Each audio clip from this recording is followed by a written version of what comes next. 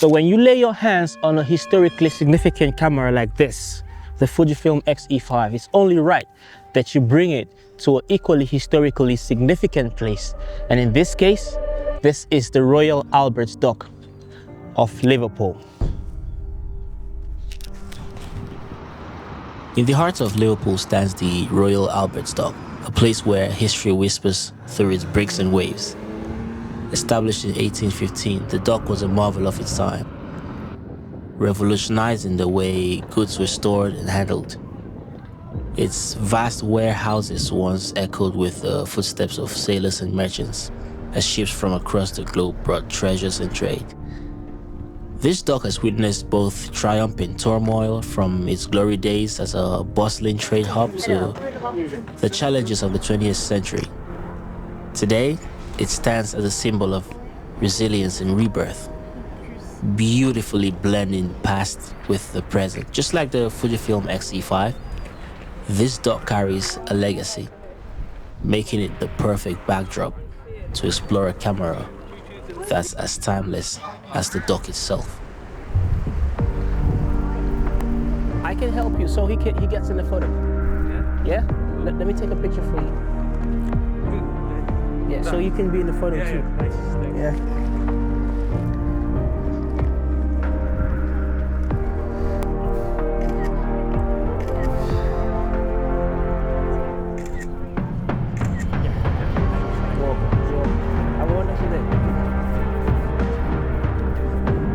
You won't believe they put this telescope behind a 20p paywall.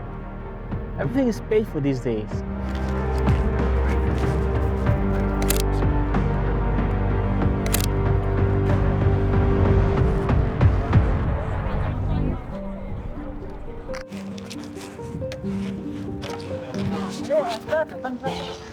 If you remember how I said in the intro that the Fujifilm X-E5 was historically significant, you're probably thinking, what is he talking about?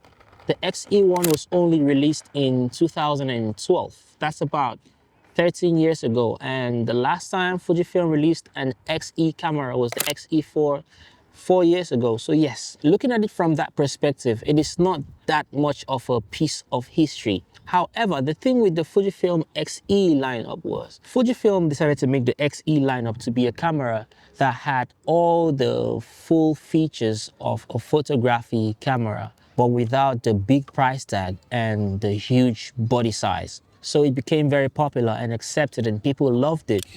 Gang shit, go on. Not put on a box, little cake ball. But when the Fujifilm X-E5 dropped, we didn't all have the positive reaction we thought we would have, mainly because of the price. Everything else was nice. The body is properly built. It kind of looks like the X100 series that the internet has made us all fall in love with. But just like the Royal Albert Dock, the X-E5 has some nice things about it and some other not so nice things about it. Fujifilm UK gave me this camera to use for a while, see what I think, make a video about it if I want. They didn't expect me to say anything. They've not paid me for anything. It is not sponsored. I just get to use it and tell you how I feel. And this is me trying to talk to you like a regular person, not just some YouTube guy. I'm not trying to tell you technical specs or make sure I'm reading from a script to tell you. I'm not trying to sound like that. It's just me with all the stutters, all the rambling in here, raw emotions. Let's get into it. See, the Fujifilm X-E5 is what I would describe as a hefty camera. The top plate is advertised to be made from a single block of metal. Unlike other cameras that are being put together part by part, that makes a difference. When you hold this for the first time, you can feel the heft to it, gives it a premium feel. Comparing to my X-M5 that I've owned before now, this makes me more scared to let it drop. I mean, it comes with this nicely made rope strap that you would really just like to have as the only option, because the eyelets on this camera are not big enough to let something like the Peak Design anchors go through. So when you have this on here, yes, it feels secure. It is heavy and strong. this is not something that contributes to why I would want to buy this camera or not buy this camera. It is not plasticky, so if you're thinking about the build quality, it is what you would expect for this price. It's kind of like what you would get from the X100 series or any other Fujifilm camera. It's nothing too special, nothing too crazy, not too heavy, not too light, just somewhere in the middle. And in my case, it came with the new 23mm f2.8 lens, the pancake lens from Fujifilm. So when you put this lens on this camera, it's a nice package, enough to fit into a jacket pocket. It wouldn't fit in your jeans pocket. I have tried and it didn't work, but it would fit into a jacket pocket. Weight and size wise, I'm very happy with it. It comes into the class we would call a portable camera, great for everyday carry. Like right now, I've got my messenger bag with me, but even without it or with it, if I put my camera like this, from a physical standpoint, I think this camera is a very nice kit to carry around. Some might even call it a fashion statement. Coming from an X-M5, I can tell you that the in-body image stabilization in the X-E5 is a very welcome development. You know, in-body image stabilization has never for once been a deal breaker for me, because with or without it, I'll still take good photos and I'll still take good videos. Yes, it does help when you come from a camera like the X-M5 that doesn't have it into the X-E5, you can see the stability. On the X-E5, you've got the option to make the IBIS always continuous, so continuously active or only when you're shooting, so it kicks in when you press the shutter to focus. In this case, I put it on continuous mode, so when I'm trying to get a frame, I can see the IBIS kicking in. I can really see the little stabilization going on. Fujifilm says it is 7 stops. I don't quite know how that is calculated or how that works, but I know it's a significant difference if you're taking pictures and if you're making videos too. You know, the X-E5 has very nice video capabilities, but I doubt it's a video-centric camera. The X-E5 is not trying to be a hybrid like the X-M5 or every other Fujifilm camera in recent times.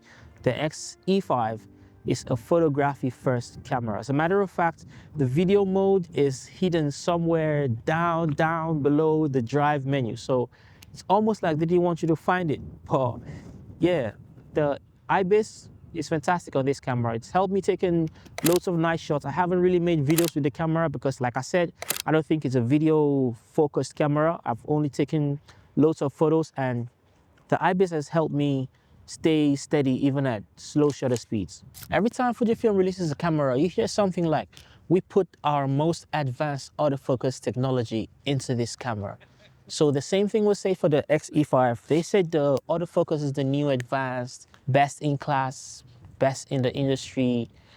And we would be expecting something like what we have in Sony cameras, but that's not the case. The thing you gotta understand is Fujifilm autofocus is not terrible. I wouldn't call it terrible or the worst. What I think is we expect the Fujifilm cameras to be what it's not. It's like a BMW M3 with a manual transmission and a Porsche 911 with a PDK transmission. These are two different transmissions. They both function differently and effectively for various reasons.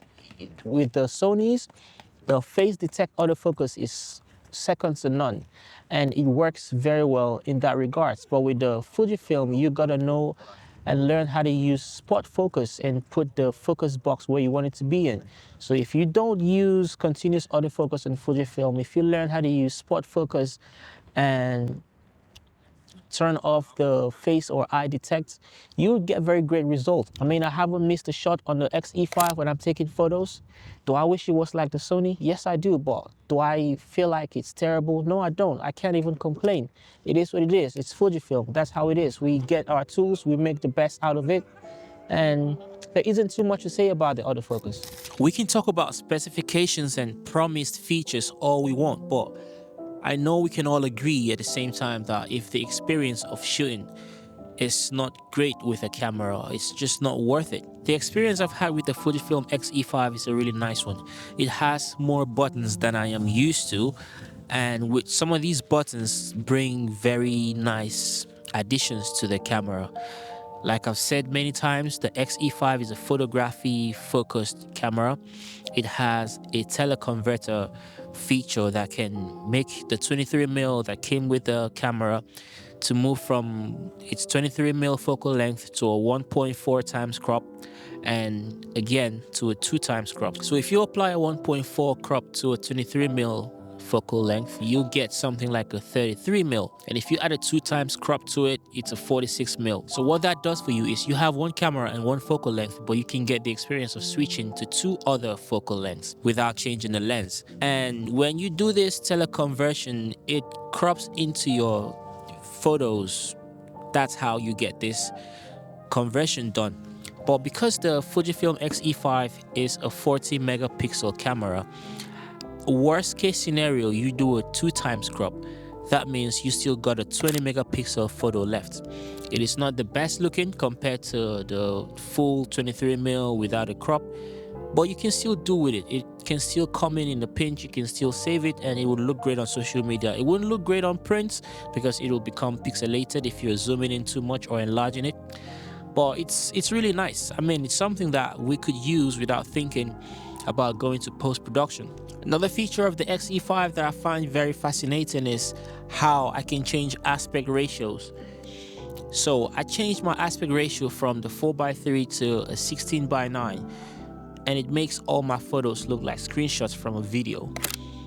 Not a big deal, something you can always do in post, but with the Fujifilm cameras, we all know how we like to use recipes and just take JPEG photos and not have to go to edit the raw in post. So if you're taking JPEGs like I was today, using the simulations, I had Kodachrome and Portra 400 recipes. Those are how I intend to put them out on YouTube. That's how I intend to put them on Instagram. That's how I intend to send it to the people that I took pictures of today. And having those 16:9 format photos just makes it look different. You know, this is not going to make you a better photographer or anything, but it's an artistic choice. If you have the 4:3, you have a lot more real estate. You can crop it in post, you can change the aspect ratio in post, but having it in the camera and you can set it before taking the pictures is just something nice. It gears towards the fun side of this camera. I just saw a man with a Leica camera. That man right there. If you can see him, the man in the blue shirt, he's got a Leica. Nice times. The colors that you get from the Fujifilm X-E5 are pretty similar, if not identical, to what you would get on like an X106 or an X-T50. You see, in my opinion, from using the X-E5, I really think I would buy the X-T50 instead of the X-E5. I mean, I know it's small, it's compact. I tried using the EVF. I'm not gonna lie to you, I am not getting much of a big difference in perception between using the EVF and just shooting from the LCD. Another thing that I don't quite like about the X-E5 is the way the screen is made. You see, this is not the type of flip out screen that we get on even the X-T50 or the X-M5 that I already own. This is a screen that comes out forward towards you, tilts up and down, doesn't flip out. You can't see yourself if you're making videos. That's one of the reasons why I didn't even make a video with this camera at all. I don't like this screen. If you're a photographer taking only horizontal photos, then I think it's nice. But if you're taking vertical videos or portrait orientation videos, it is a pain if you lift the camera above head level or you're trying to take a very down low shot. I don't understand why people like this so much. Like I said before, maybe if you only take landscape orientation photographs, then you would enjoy this. But if you're taking anything vertical or portrait style, it's a pain in the butt. I don't like the way the screen is. I wouldn't buy this camera. That's just my opinion. I would only buy this if like money's not a problem and I can do anything I want with money, and I'll buy this camera and not think about it too much. But if I'm in a fix and I'm trying to make a decision, what camera should I buy? I'd rather buy another one and not this one. But that's just me, that's personal preference. If you don't mind the screen, you can go ahead and buy this. If you're a regular person, the difference between a 40 megapixel image and a 26 megapixel image might not really be apparent. But if you've been around cameras and pictures for a long time, even when you see it on a smartphone, there is a difference between a 40 megapixel image and a 26 megapixel one. 40 megapixel images tend to be a little more compact, more rich in terms of color. The density is different. Sometimes the way colors just mix with each other because there's more pixels in the same frame. The separation is slightly more graduated, if that makes sense. I can see the difference.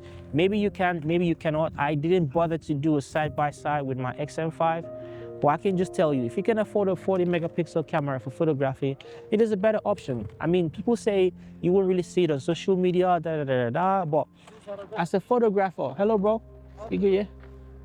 As a photographer, you're not only making pictures for social media, you might want to print your work sometimes. If you're printing it in small card sizes, that's fine, but if you compare the pictures that you print from this 40 megapixel sensor with the pictures that you print from a 26 megapixel sensor, you will see a difference. So that's something you could want to consider if photography is really your thing, which I think should be the case if you're buying an X-E5. I did run into a few problems while using this camera, and I think I should let you know. Now, you need to understand, I think this problem is only because the copy of this camera that I have is a test copy. Maybe a pre-production model, I don't know. It's got these yellow stickers underneath, which you can tell was sent to me by Fujifilm. So this is not the same that you would get if you're going on Amazon to buy one, or you're going to buy a new one from the store. So that's a disclaimer. But the problems that I ran into with this camera is it does have a problem calculating the amount of light. So when you use mechanical shutter, the mechanical shutter on this camera can only go up to 1/4000th of a second. And anything faster than that, the camera is supposed to kick into electronic shutter. Now there's a setting for that in the menu where you can make the camera decide to only use mechanical shutter. That's if you're shooting in shutter speeds below 1/4000. But if you're in bright conditions, let's say you're outdoors, outside, during the daytime, of course, if you're shooting aperture priority and you're shooting like wide open apertures like f2.8, f3.6, even f5.6, your ISO is on automatic, or you set your ISO to be a low number, which you really don't need high ISOs during the daylight. So if you're shooting aperture priority, like I am shooting aperture priority, my shutter speed is automatically detected or determined by the camera. My ISO is automatically determined with a range from like 125 to 800, or 125 to 3200, or 125 to 12,800. The thing I noticed with this camera is on the LCD, you can see a properly exposed image, but when you take the image, the camera knows it wants to go over 1/4000, but when you take the photograph, it doesn't go over there, and it doesn't leave the mechanical shutter to use the electronic shutter, even when you select mechanical plus electronic, right? So what I had to do is, every photo that I took outside today, I set my camera to be in electronic shutter only. That's a problem, that's a bug. Maybe it will be fixed in the firmware, because I think it's a software problem. So if you set your camera, the X-E5, to mechanical versus, or mechanical plus electronic, it wouldn't know when to switch, except it's obviously very bright. You're pointing like the camera into the sun. Then it knows, oh, I need to switch to electronic shutter now. But if it's just the sun is bright and you're trying to take a picture of someone, and the camera is supposed to switch by itself from mechanical to electronic, it's not going to do that. So you end up with overexposed images. I first experienced this and I didn't know what to do. I went ahead to change every setting, play with everything, see if my exposure compensation dial was over where it should be, to see, because you know that's a possibility. Being a dial dedicated on top of the camera, it's easy for you to touch it by mistake and push it away. But that was not the case. My shutter speed was on A, my exposure compensation was on 0. Everything else was how they were supposed to be, but I kept having this overexposed image until I went into the settings and turned off mechanical shutter. So yeah, I just thought I'd let you know that if you're experiencing that, turn off your mechanical shutter and use only electronic. Electronic has its pros and cons. If you're shooting artificial light, you might have flickers. People say it has more noise. But the good thing about Fujifilm cameras in general is the noise that the cameras produce don't really look like color noise. Doesn't really look bad like the noise you would get from like a Sony camera. The noise from Fujifilm cameras look like grain. So having noise in my photos when I'm shooting on Fuji it's never been a problem to me. So that's that. You see what it is. If your camera doesn't do that, that's fine. Maybe it's just a bug with this one, but if you have that problem, now you know how to fix it. About the 23mm lens that was launched the same time as the X-E5 that comes as an optional kit lens with this camera, I don't have too much to say. So this is the 23mm f2.8 RWR lens. It is weather resistant. It's a 2.8 lens. It is pancake. It is extremely flat. You can see how small it looks. It's a very small lens, right? With a 39mm filter thread. Now, aside from this lens being very, very small and flat, being a pancake lens, it would make the camera a whole lot smaller. If you add it to something like the X-M5 or with the X-E5, it just makes it the smallest it can be and makes it a very big contender to the X100 series. Now, this lens is optically beautifully designed. When I got this lens, I did a side-by-side comparison to my 23mm f2, which is a little longer than this. It is still a small lens, but not flat like this one. And it made me appreciate my f2 lens a lot more because optically speaking, it's not a huge difference. You can see some difference in distortion, which has not been a problem for me before now. I think they fixed it in the pancake lens. It's one of those things that you don't know until you do a side-by-side, right? So optically is the same sharpness, same contrast, same everything. It's not a thing where you compare and you think, oh yeah, this is a massive improvement. No, it's not. If you've got a f2 23mm and you don't care about the size, just stick with that. That lens is amazing. I think Fujifilm is the only camera manufacturer, if maybe one of the only, let me not say the only because I haven't tried everyone, but one of the only camera manufacturers that supply you a kit lens, and that kit lens is really, really good. I haven't seen a Fujifilm kit lens before that was rubbish. It's always really, really good. You probably just want to upgrade for maybe weather resistance or a metal build instead of a plastic one, but optically Fujifilm kit lenses are very great, and it's the same for this lens, although it's not a kit lens, but yeah, it can come as a kit, right? So this is a very nice lens. The aperture ring is different from what we have on the f2. It has a lock mechanism now, so when you turn it up to the A position, it locks, and for you to unlock it from the A position, you gotta press a little red button on the side and rotate it again. So the f2 lens does not have that feature, and it's a good feature so you don't mistakenly change your aperture mid-shoot without knowing. And that's all I really got to say about the f2 lens. I would really love to buy the f2 lens and pair it with my X-M5, make the package a whole lot smaller and fit for purpose, make it the compact camera it was meant to be. Otherwise, it is nothing new, it is nothing too crazy.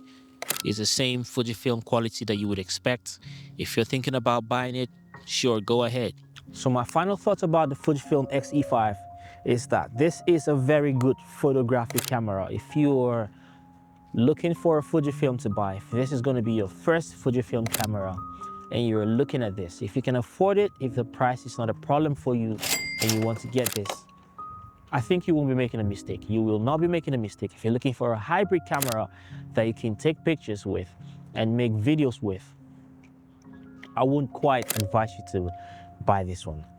The weight, the form factor, the screen, the resolution, being a high megapixel camera, 40 megapixel cameras don't do very well when it comes to videos, right? So from my experience, cameras with a lower megapixel perform better in low light. They just look better overall. 40 megapixel cameras tend to make videos look extremely sharpened, and you would have to go through a lot to unsharpen the image in post. So final thoughts, if you can afford the price is really high. I would be buying the X-T15 instead. But if you can afford the price and you like the form factor, which it looks good, but you know, buy it, go ahead, do it. It's better than the X106 in my opinion for so many other reasons. But the fact that I can change the lens alone is the reason why I would buy this over an X100. And also, there's competition right now, like the Sony RX1R Mark III or R1, what is it? Sony RX1R Mark III, yeah, the new Sony. I would buy this rather than that. I would rather buy this instead of buying the Sony. So this lets me change the lens. It's cheaper than that one. I can set my custom recipes in camera and have really good photos straight out of camera. So yeah, nice camera, yes. Would I buy it? No. Should you get it? Maybe. I'll see you again in another video. If you got comments, leave them in the comment section and subscribe to the channel. And yeah, I'll see you again in another video. Thank you. Bye.